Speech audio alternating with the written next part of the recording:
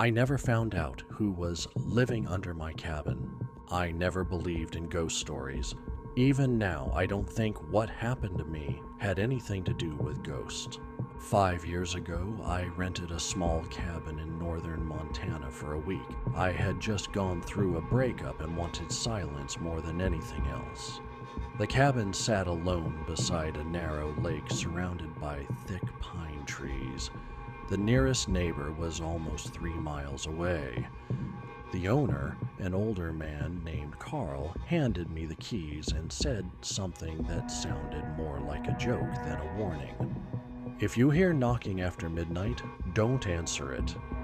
He laughed right afterward, so I laughed too. The first 2 nights were peaceful. I spent my days fishing, reading, and taking long walks through the forest. My phone barely had any signal, and I actually enjoyed being disconnected. The 3rd night changed everything. Around 2:15 in the morning, I woke up because someone knocked on the cabin door. 3 slow knocks. Not loud, just enough to wake me. I looked at my phone to check the time, then waited. I assumed maybe a lost hiker needed help. Another 3 knocks. I walked to the window beside the door and pulled back the curtain. Nobody. The porch was empty. I even turned on the outside light. Still nothing. I unlocked the door and stepped outside. Air was freezing. The forest was completely still. No wind, no insects, nothing. I walked around the cabin with my flashlight.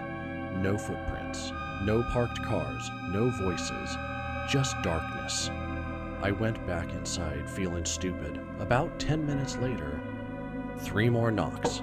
This time they came from the back wall of the cabin. Not the door, the wall. It sounded like someone was gently knocking from the other side of the wooden boards. I grabbed the flashlight again and went outside. Behind the cabin was a steep hill covered with rocks. There was no space for anyone to stand against that wall. The knocking stopped the moment I stepped outside. The next morning, I mentioned it to Carl. His smile disappeared. He asked me only one question. "You didn't answer the knocks, did you?" I told him I had opened the door. He stayed quiet for several seconds, then he simply said, "If it happens again, leave the lights off." That was it. No explanation. I should have packed my things and driven home. Instead, I stayed. That night, I turned every light off before going to bed. At exactly 2:15, 3 knocks. The same rhythm, except this time they came from underneath the floor. I froze.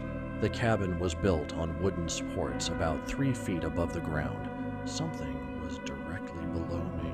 I slowly got out of bed and lay flat on the floor. I could hear breathing. Very slow, very close. Not inside the room, under it. I stayed completely still.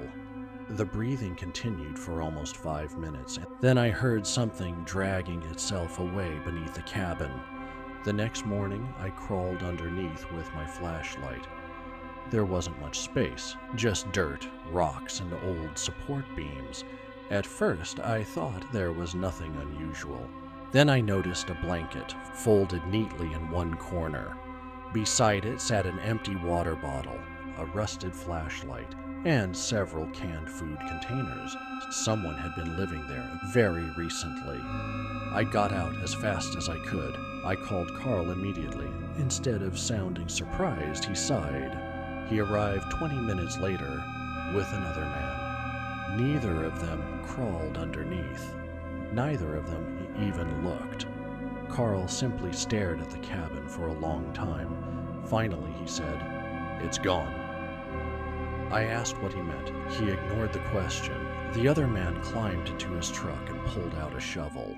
Together, they covered the entire area beneath the cabin with loose gravel. Not concrete, just gravel. I asked if they were calling the police. Carl shook his head. "They've searched before." Before? That word stayed in my head. I demanded an explanation. Carl finally admitted that previous renters had also reported knocking. One family claimed their young son kept talking to the man under the floor. Another guest left after only one night because someone whispered his name through the floorboards. The police searched the property twice over the years. They never found anyone. I reminded him about the blanket and food. Carl looked genuinely confused. There wasn't anything under there when we checked last month.